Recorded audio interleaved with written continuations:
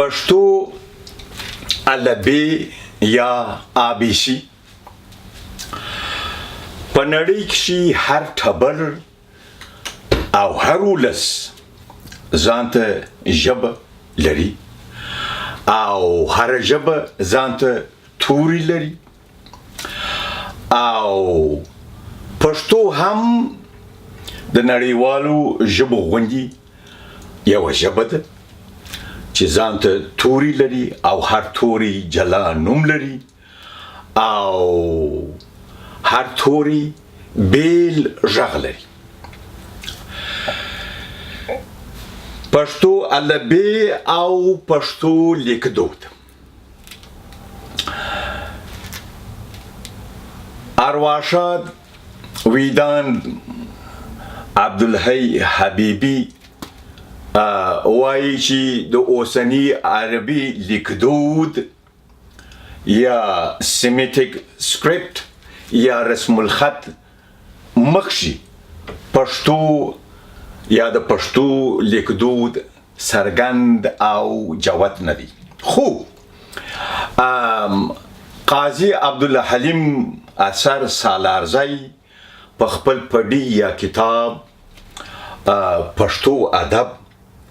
او د دې پډي په ندیشم مخشي وایي چې تر اسلام مخشي پښتو پالي او خروشتي لیکدود درلود چې دا لیکدود د سپیشلی عیسی ترزو کړي 600 کاله مخشي دود رواج او پالي یا خورشتي ژبه په دې محل کې دود و او زیاتره بودایي پډي په پالي ژبه باندې کښل شوي دي او د اشوکا زیاتره ډبرلیکونه هم په پالي ژبه باندې کښل شوي دي. خو دا ژبه پالي ژبه د بودایي دین سره سیلون ته ولاړله او هلته د مذهبي ژبې په توګه باندې پاته ده. پالي ژبه د معیاري پښتو څخه نه ده راوتلې بلکې په پالي ژبه کې داسې وروستاړي شته چې د ویدي ژبې سره سیده او نیغ په نیغه تړاو لري. پالي په لغت کې د پډي یا کتاب متن ته وایي.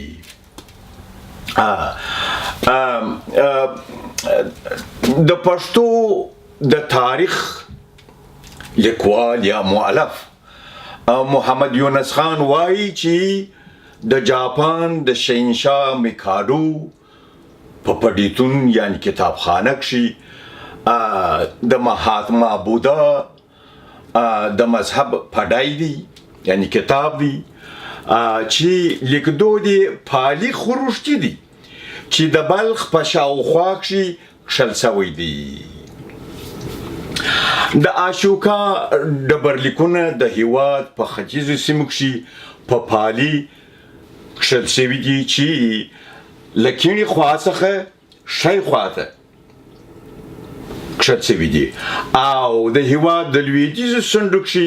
ډبرلیکونه په خروشتي لیکدود کښل شوي دي چې د ښی څخه کیڼې خواته دي. نو له دې څخه داسې ایسي یا له دې څخه داسې جوتیږي چې تر اسلام مخشي پښتو لیکدود پالي او خروشتي و. خروشتي لیکدود د نننۍ پښتو لیک پشان د ښی خوا څخه کیڼې خواته کښل کیږي چې 500 دا د خروشتي لیکدود دی. خروشتي لیکدود د نننۍ پښتو پشان د ښی څخه کیڼې خواته کښل کیږي چې 500 کاله وړاندې د سپیشلی عیسی ترزو کړي د هخامنشیانو د پاچاهانو په ختیځو سیمو کې له آرامي لیک څخه راوتلی دي چې تر دریم ځایز یا عیسوي پورې په پښتونخوا کښې په ټوله پښتونخوا کښې د امور له غاړې څخه رانیولې بیا تر ترکستان کندهار ژوب کرمي پېښور ټکسیلا سوات باجوړ هډه او وردګو کښې 800 کاله پرله پسې رواج درلود چې نمونې یې پر ډبرلیکونو او لوښو باندې ستا چې د نړۍ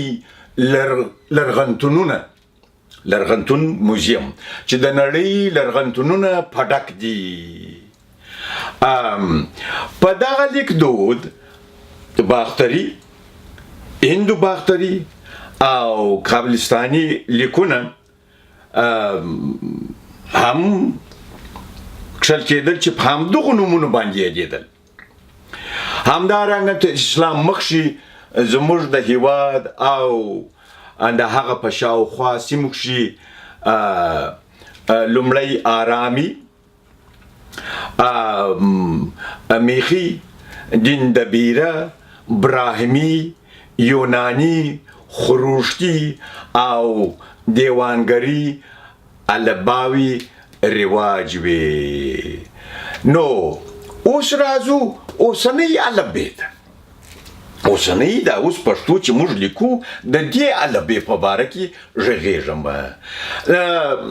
د نن البې د 1010 کاله مخکې یا پخوا په 1988 ځایز یا عیسوي کال کښې د ستر ټولواک سلطان محمود غزنوي په زمانه کښې پښتو یوازې د وینا ژبه وه ځکه نو د وزیر احمد د حسن میمندي یا میوندي زوی و قاضي سیف الله ته وویل چې د پښتو الفبې جوړ کړه یا یې هغه وګماري چې د پښتو الفبې جوړ کړه هغه د عربي فارسي پنجابي او سندي ژبو په مرسته پښتو توري وټاکل د یوسفزي افغان پډای یا کتاب یا د دې کتاب لیکوال علابخش یوسفي غزنوي وایي چې د پښتو اوسنۍ الفبې د سلطان محمود په زمانه کښې شیخ ابوالفتح چې د نصرالدین سبکتګین منشي و او دا سړی په ماوراء النهر کښې مړ سو دې سړي د اوسنۍ الفبې رایستلې ده نو د دې څخه داسې ایښې چې د سلطان محمود غزنوي په زمانه کښې د پښتو الفبې نیمګړتیاوې اصلاح سوي دي احمد حسن میوندي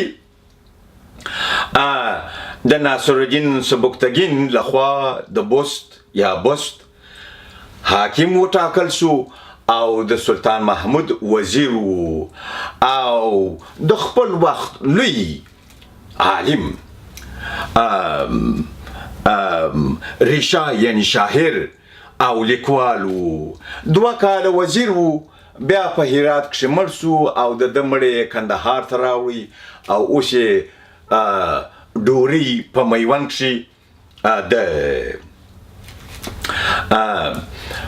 تر دې وروسته د پښتنو ستر مبارز میا روشن اورمړ د پښتو توري وټاکل او دی وایي چې ماته الهام سوی و چې زه باید چې پر عربي ژبه باندې یو څه توري زیات کړم او ده هم پر عربي ژبه باندې چې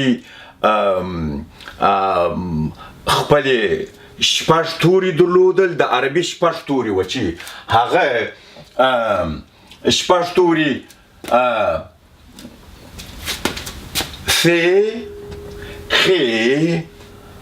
ذال غداد زوا او غین ول نو مې روشن پر دې او عربو بخښنه دي عربو پر دې شپږ تور باندې د عبري یا هیبرو نور توري زیات کړل او شمېره یې ورسېدل تر 28 پورې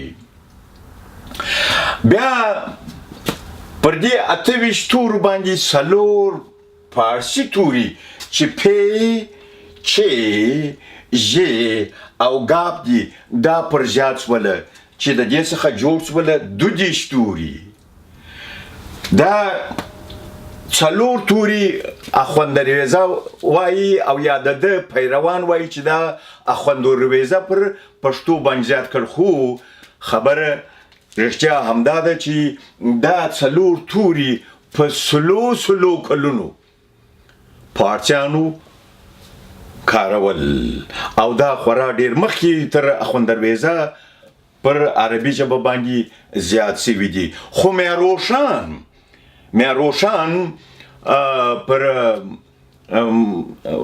14 توري پر عربي باندې زیات کړل خو لوانۍ وایي دولت لوانۍ وایي چې دا 12 توري و او یو ګاپ یې په دوه ډله کښل شوی و په دوه ډوله کښل شوی چې یو ګاپ د ورغنجي سره و او بل ګاپ در دوو کرښو ګاپ و چې په حقیقت کې یو ګاپ دی نو مې روښان څه وکړه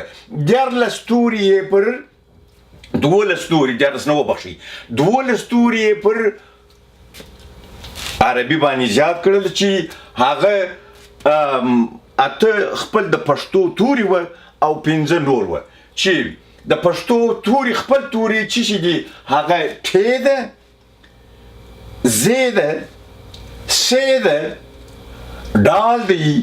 ر ده ژ ده شین دی او نون دی دا اته توري دي او دا هم دا څلور توري د پارسي چې 12 دا پر زیات کړل او شمېرې ورسېدې د دې عربي تورو تر 40 پورې نو د پارسي توري ما وویل چې څلور توري وه اوس نو راځو و دې ته چې زموږ د پښتو ټول توري څو دي زموږ د پښتو ټول توري اوس 41 د 41 کې الف دی بل الف دی چې په مد ولاړ دی دا دوه غبرګ الف دی چې د دې وزن دی لکه په آس کې په آرام شي نو الف ب پ ت ت ث جیم چ ز س خ ح دال زال ر ز ژ ژ سن شن شن سواد غداد توا زوا عين غين في قاف كاب قاف چې په دوو ډولو کښل کېږي او لام میم نون واو هی یې دا اوس د پښتو اوسني توري دي چې ټوله 41 دي خو د عربو په شپږو تورو کې غین عربو د ځان ګڼل دي خو ماته داسې ښکاري چې غین د پښتو توري دي په دې زه وایم چې د پښتو ډېر لومړني توري په غین باندې راغلي دي لکه غاړه غوږ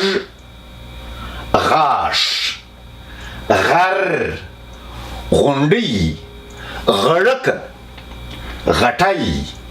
غښتلي غنم غیږ او داسې نو دا و د پښتو توري او ډېره مننه.